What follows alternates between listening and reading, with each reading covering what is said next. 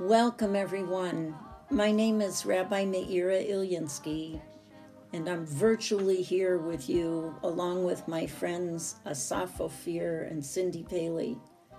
And we're delighted to be able to share this Passover Seder with you.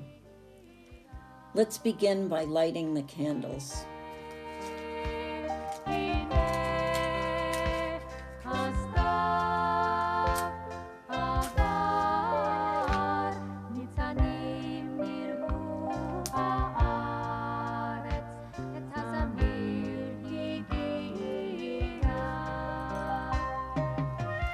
In the light. Baruch atah Adonai Eloheinu melech haolam asher kiddushanu b'mitzvotav v'tzivanu lahadlik ner shel yom tov.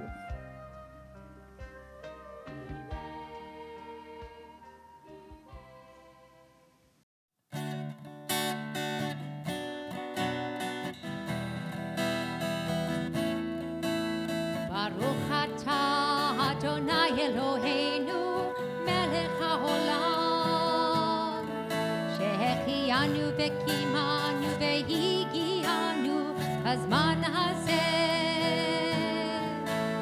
ברוך אתה אדוני אלוהינו מלך העולם שהחיינו וקיימנו והגיענו בזמן הזה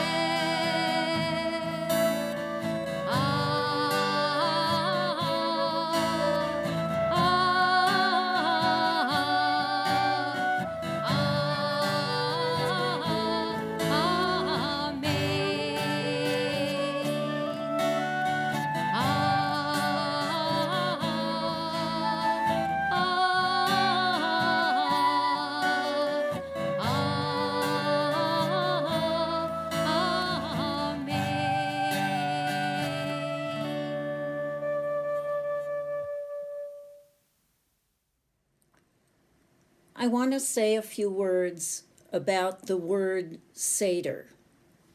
It means order, and it's based on the Greek and Roman symposium, which was a gathering, a party, you could say, a drinking party even. But the main thing was that there was an important topic of conversation for the evening. And of course, with our Passover Seder, the topic of conversation is the miracle of our going out from Egypt. But the thing I love about the Seder is it's just a list of 15 tasks we are to perform in order to make it a kosher Seder. And within that list, we have a lot of leeway so that we can bring in whatever is happening in our historical moment and how it relates to the story of the going out from Egypt, about how it helps us inform us of our understanding of what freedom is, what pharaohs are, and of the miracles that happen in our lives. Let's lift our cups. Baruch atah Adonai Eloheinu melech haolam borei peri hagafen Baruch atah Adonai Eloheinu melech haolam, asher kara'anu la'avodatahu, v'romamanu b'kedushatahu, v'kiddushanu b'mitzvotav. V'titen lanu Adonai Eloheinu be'ahava, moadim l'simcha, chagim uzmanim l'sason et yom Chag hamatzot hazeh, zman herutenu mikra kodesh, zecher l'tziat Mitzrayim, ki eleinu karata, ve'otanu kidashtacha la'avodatecha moadim, kodshecha b'simcha v'sason hinchaltanu. Baruch atah Adonai, Mikadesh Yisrael, v'hazmanim. L'chaim.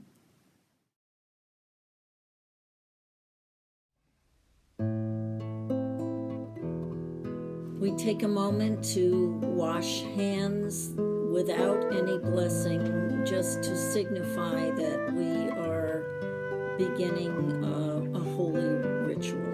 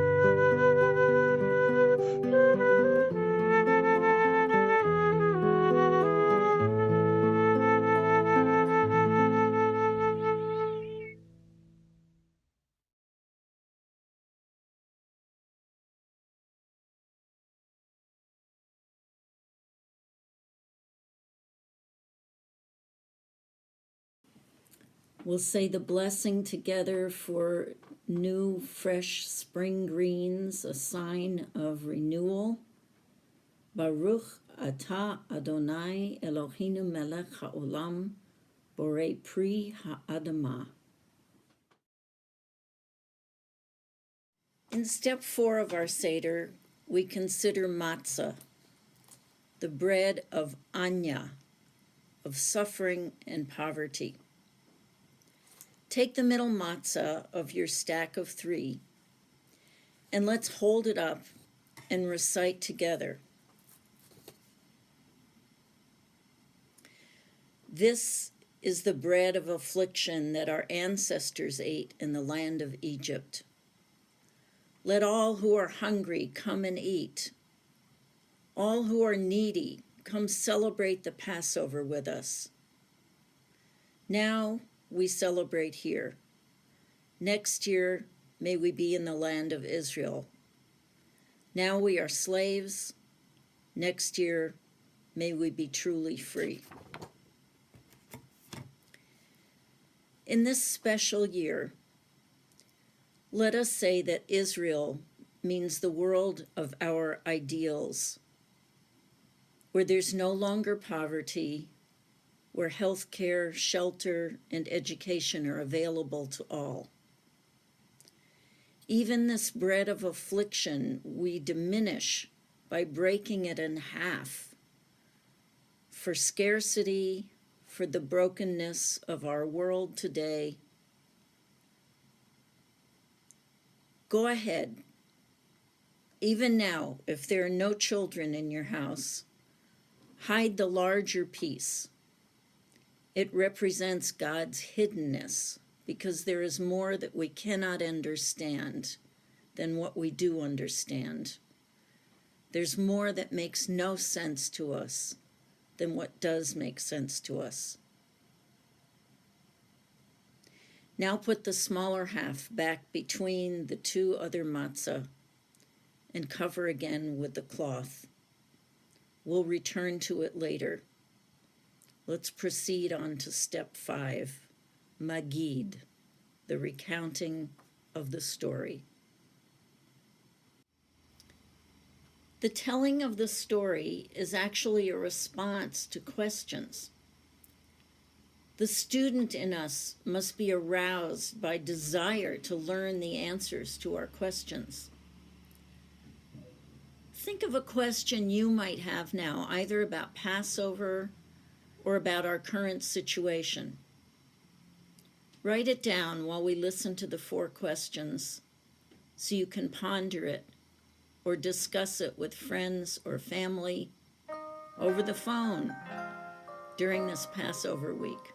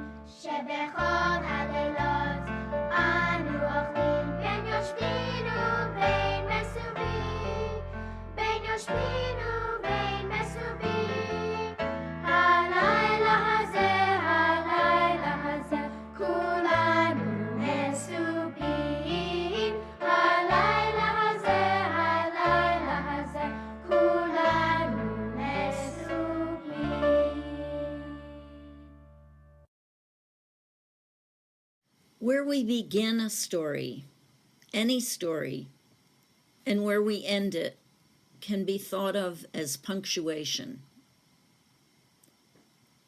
The rabbis tell us we must begin with the oppressive context of the times and end the story with freedom. Read with me. Once we were slaves to Pharaoh in Egypt, but Adonai, our God, took us out with a mighty hand and an outstretched arm. Avadim hayinu, ata benechorin, avadim hayinu,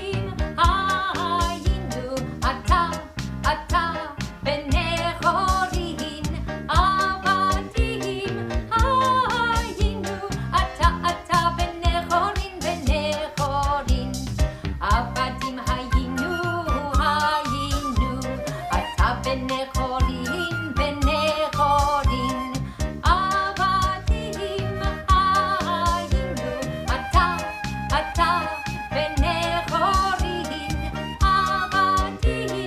hayinu, ata benechorin, avadim hayinu, ata benechorin, benechorin. We can view the story of the Exodus from 4 different viewpoints, most often described as the 4 children. But we can understand these to be 4 different dispositions within ourselves. We might respond to the Exodus, or even the challenge of our times, with wisdom. With this attitude, we inform ourselves from credible sources and do all that we can to comply with the best teaching and advice. We become part of a helpful effort. Or we might detect the rebellious and arrogant part of our nature that doubts and ridicules, and thereby absolve ourselves of any responsibility. That is, responsibility to address the situation. What we usually term the simple child might be the part of us that would rather remain naive. It's hard work to hold nuance and complexity. We want simple either-or answers to challenging questions. And then there's the fourth attitude, the child within us who does not know what to ask, the part of us that is overwhelmed. Nothing of what is coming at us seems to fit into our familiar molds.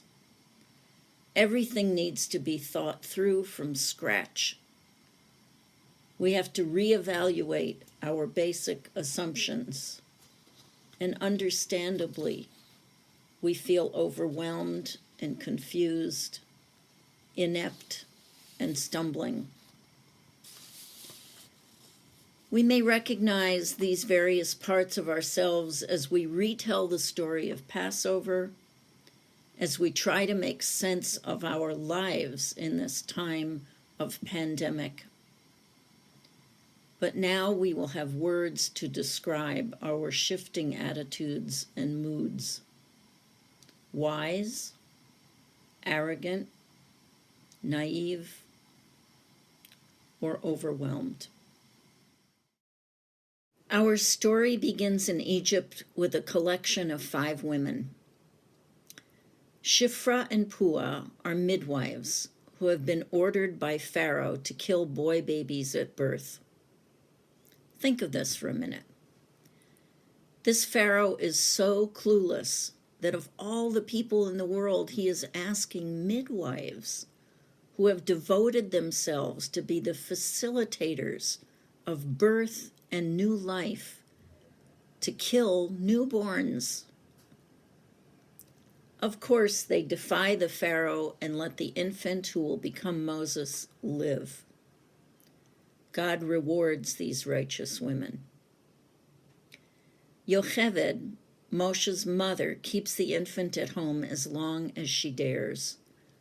And then, using her faith and ingenuity, she weaves a floating basket for him, made waterproof by covering it with pitch, and sets it afloat, where she knows the wealthy and powerful Pharaoh's daughter comes for her morning bath. I think this Pharaoh's daughter, whom the rabbis have named Batya, must have had a reputation for being intelligent and compassionate. Miriam, Moses' sister, keeps watch over the precious basket afloat on the Nile. Batya and her handmaids find it and open it, and seeing the infant crying, Batya exclaims, "This is one of the Hebrews' children." She knows exactly what it is. She is no dummy, and she is brave as well. For when Miriam offers to find a wet nurse for the child, Batya immediately agrees, and then turning over Moses to his own mother, she says, "Take this child for me and nurse him for me, and I will give you your wages." Thereby, she gives cover and safety to both Moses and his mother. This was a conspiracy of women. There is no doubt about it. And without them, we would have no Moses.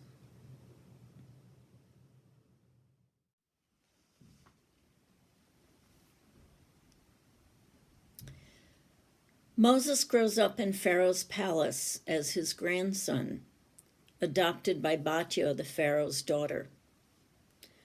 The Torah doesn't tell us how Moses knows that he is one of the Hebrews, but I imagine that Moses' mother sang to him in Hebrew and infused him as she nursed him with Hebrew culture before she returned him to Batya. Moses goes out one day, an adolescent, no doubt, eager to explore on his own, and finds a Hebrew being abused by an Egyptian slave driver. Looking this way and that, and finding that there is no man, Moses slays the overseer and buries him in the sand. The Midrash says Moses looked this way and that, not to see if there would be a witness to the murder, but rather to see if there was a righteous person who would rescue the Hebrew slave. And when he saw none, he stepped up himself, the sign of a brave leader. Moses flees to Midian, protects a group of sisters shepherding their flocks from some bullies at the watering hole. And they take him home to their father, Reuel, who later is called Jethro.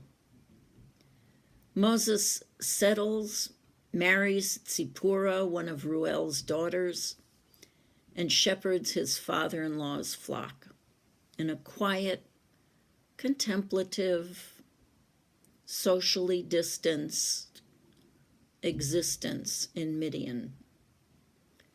And there, our story might have ended, but for Moses at the burning bush. How do our lives take a sudden turn?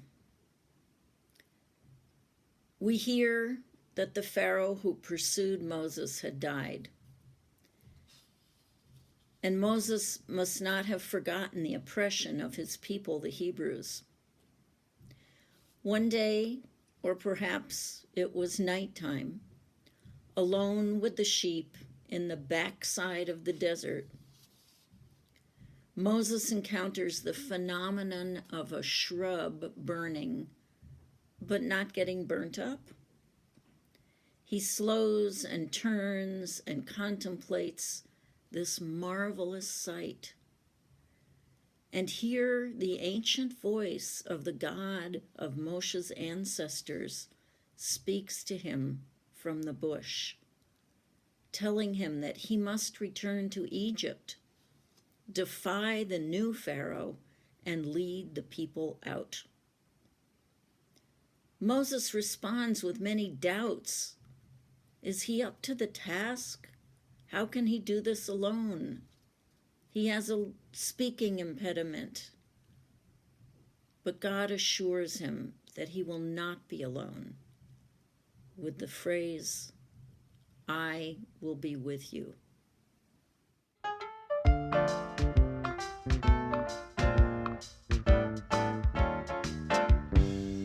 When Israel was in Egypt land, let my people go. Oppressed so hard they could not stand, let my people go. Go down, Moses, way down in Egypt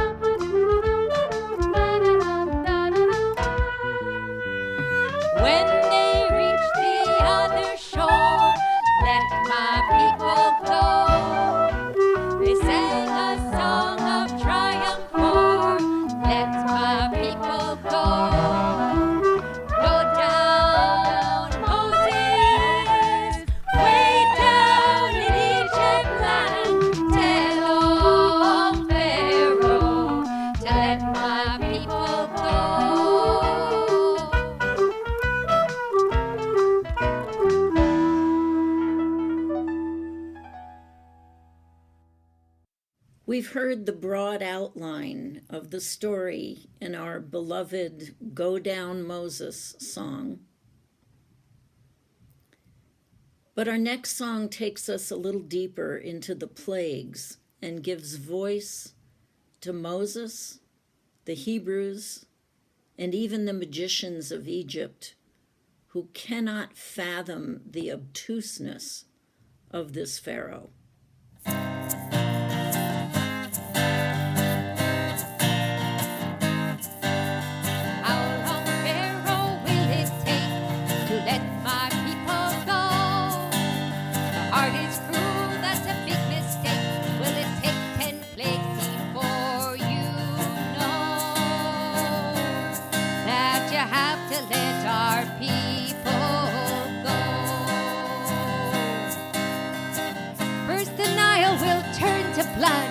Frogs will jump out from the mud, lice will appear from grains of sand, and wild bees will walk the land. How long, Pharaoh, will it take to let our people go? Your heart is cruel, that's a big mistake. Will it take 10 plagues before you know that you have to let our people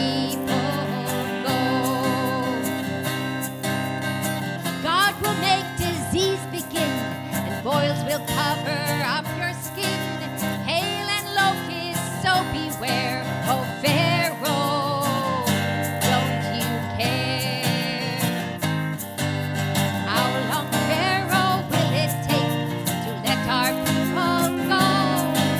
Your heart is cruel, that's a big mistake. Will it take 10 plagues before you know that you have to let our people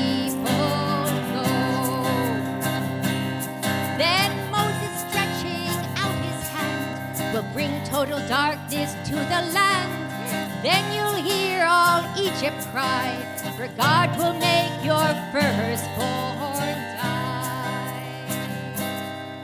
It's sad that all this had to be. People died so we'd be free. Our drops of wine fall down like tears as we retell the story every year. How long, Pharaoh, will it take to let our people go? Your heart is cruel, that's a big mistake. Will it take 10 plagues before you know that you have to let our people go?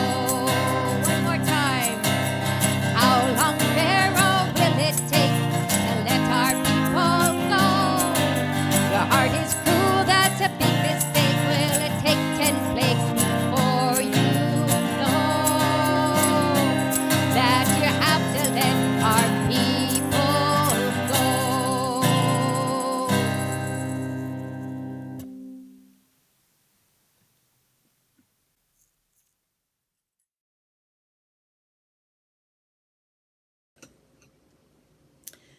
Our cup of celebration and joy is diminished by the grief and despair at suffering and death, whether back in ancient Egypt or in our own time.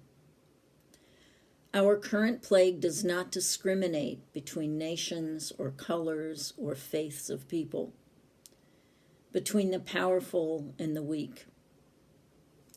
This tiny virus is reminding us of our oneness, of our need to give to each other, that we depend on each other.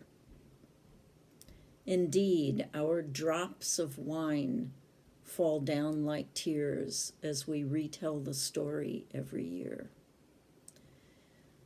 Let's use a spoon and not our fingers to remove the drops of wine so we don't lick this joy back again off our fingers. Recite with me the plagues. Dam, blood. SATURDDAY, frogs. Kinim, lice. Arov, wild beasts, Dever, cattle disease, Shchin, boils, Barad, hail, Arbe, locusts, Choshech, thick darkness, Makat Bechorot, the death of the firstborn, an unimaginable misery. I have one more piece of the story that I want to tell you about. The Israelites left Egypt around midnight, and for a brief time, Pharaoh got the message that his courtiers were trying to tell them. Don't you see that Egypt is lost? We're all dead men. The message of the plagues had gotten through Pharaoh's resistance. But when he was told that hundreds of thousands of slaves had actually left, Pharaoh and his courtiers had a change of heart and decided to pursue after them with 600 of his best charioteers. The Israelites, for their part, are approaching the Sea of Reeds before them, and the Egyptian army is behind them, and they cry out to Moses, "Were there not enough graves in Egypt that you took us out here to die in this wilderness?" And this is Moshe's response. He says to them, "Do not be afraid. Still yourselves. Stand your ground in order that you will be able to see the redemption that God will do for you today. Al tira'u, hityatzvu uru et yeshuat Adonai asher asa lechem chayom." We can frighten ourselves so completely that we will be blinded to openings, to kindness and caring and love, to something unique that we can give to the collective effort. Creativity comes from God. Our wealth is in what we have to give from our hearts. These are all redemptions of our spirit. But we need to still ourselves in order to let them arise in our mind. Focus on what we have rather than on what we have not. Focus on what it is that we uniquely have to share.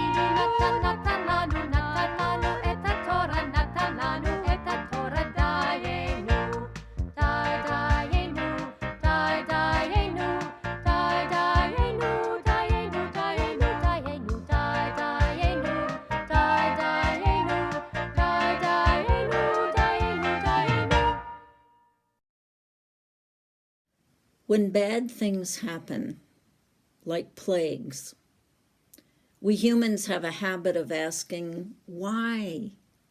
Why do bad things happen to good people? This is the most difficult of all theological questions. I owe my next words to a teaching by Rabbi Lord Jonathan Sacks on Shabbat Haggadah. It's on YouTube and well worth checking out. In the book of Exodus, chapter 13, verse 8, it says, "And you shall tell your child on that day, for the sake of this, that the Lord did for me, taking me out of Egypt."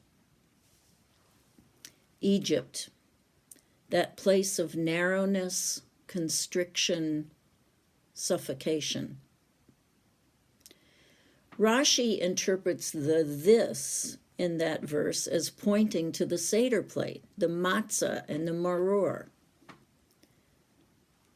Because of this Seder plate with matzah and maror did God enslave us and then take us out of Egypt so that we might celebrate Passover.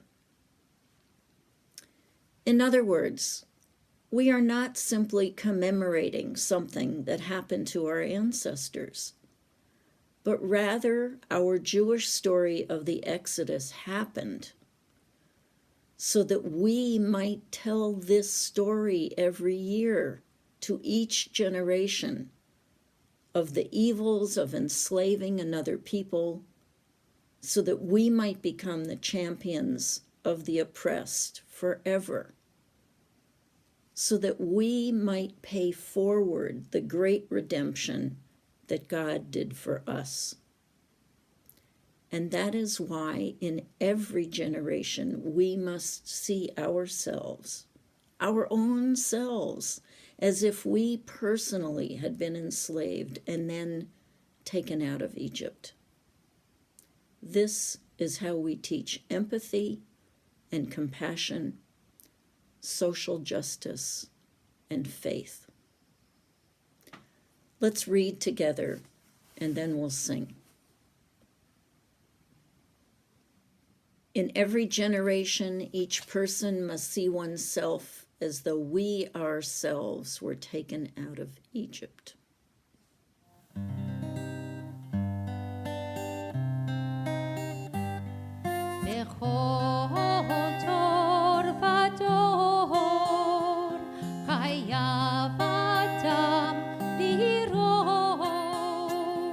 לראות את עצמו כאילו הוא יצא ממצרים, בכל דור ודור חייב אדם לראות את עצמו כאילו הוא יצא ממצרים, בכל דור ודור חייב אדם לראות את עצמו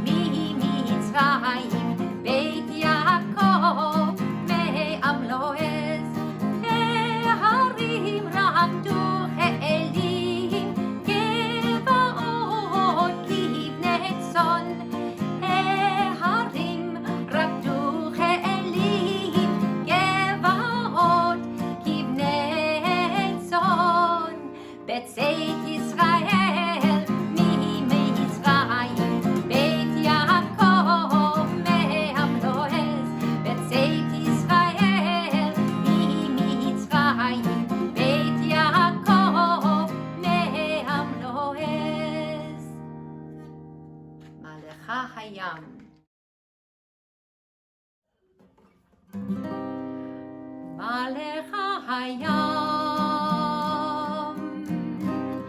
כי תנוס הירדן, תיסוב לאחור ההרים, תרקדו חיילים גבעות כבני צאן,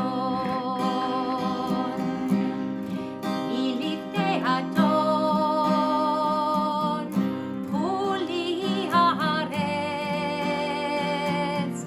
מלפני אלוהי יעקב. האוכי הצור הכמיים,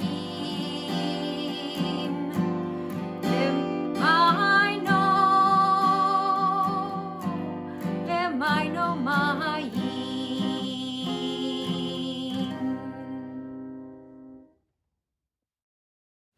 ברוך אתה אדוני אלוהינו מלך העולם בורא פרי הגפן. L'chaim, everybody. A friend once mentioned to me that every year in the springtime the same flowers bloom, but we see a new one each year that stands out for us in a special way. I'm having that same experience with our blessings, that this year the one that is shining forth to me is our hand-washing blessing.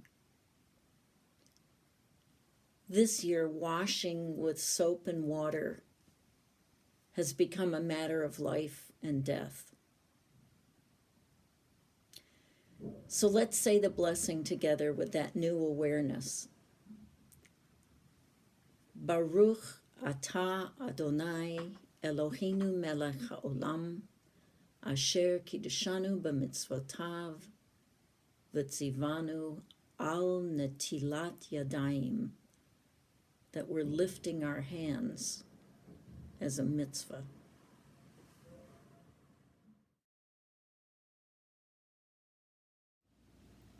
Please join me for Hamotzi.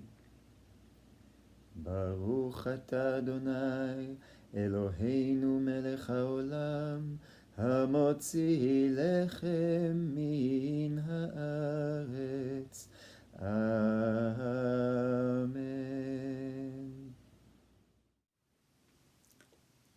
And tonight we get to say a second blessing over our bread, over matzah, which has its own blessing.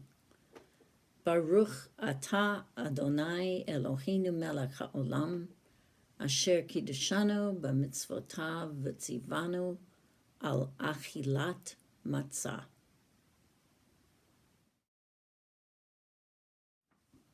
And who can tell us about the symbolism of the maror? Let's say the blessing together.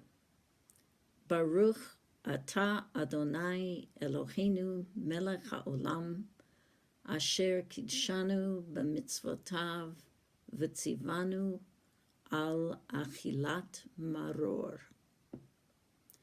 Next, we'll make the Hillel sandwich by dipping some of the matzah in the maror, the bitter herb, and eat it without any blessing.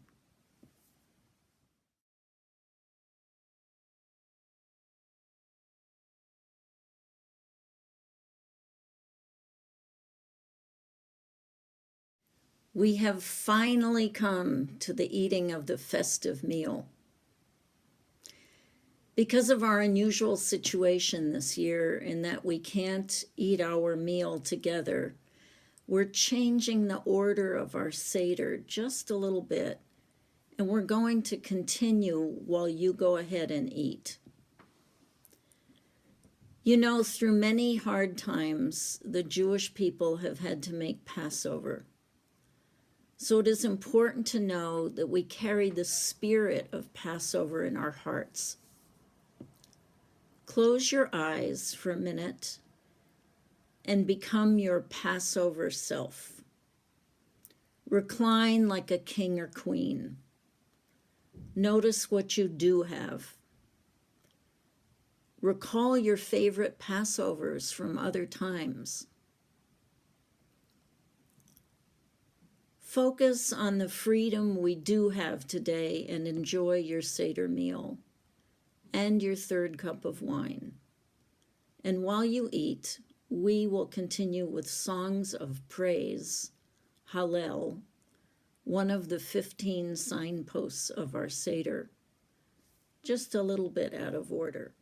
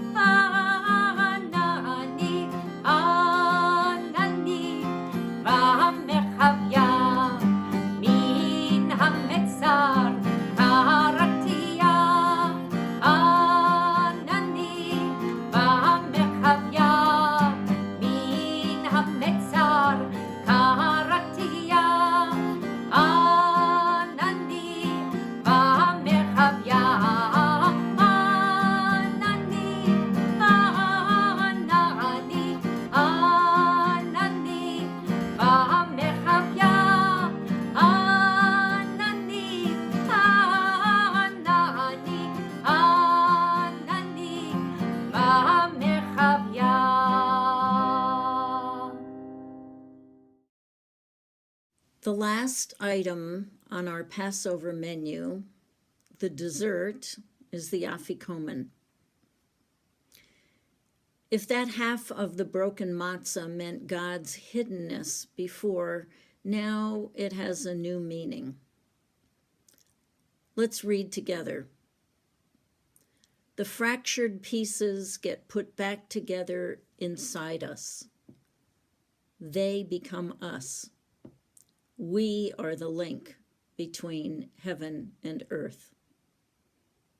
It is up to us to repair the world.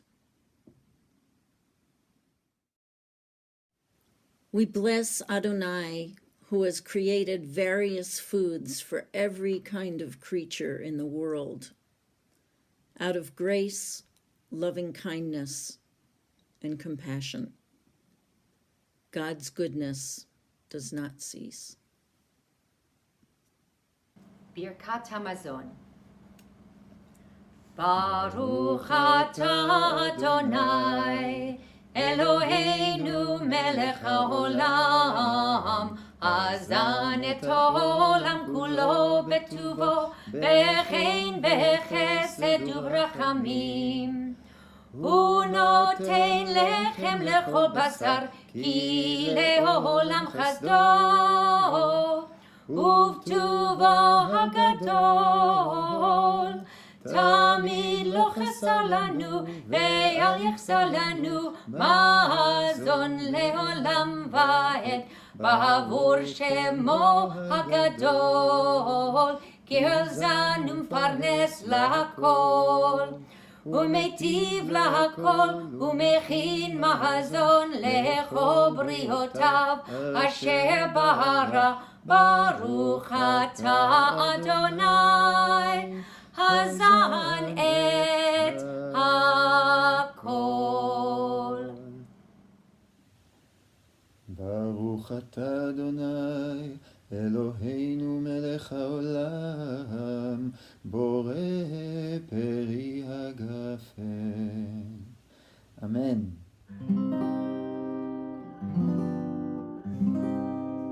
אליהו הנביא,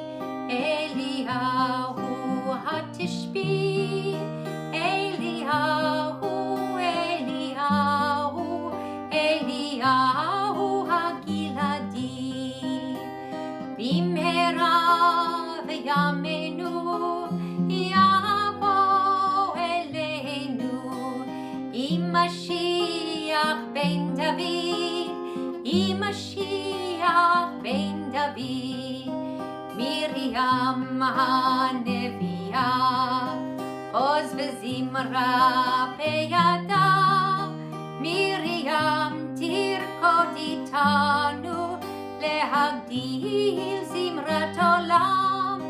מרים תרקוד איתנו, לתקן את העולם. במהרה תימנו, יבוא אלינו, אל מי הישועה, אל מי הישועה. מרים הנביאה, עוז וזמרה בידה, מרים תרקוד איתנו, להגדיל זמרת עולם. מרים תרקוד איתנו, לתקן את העולם.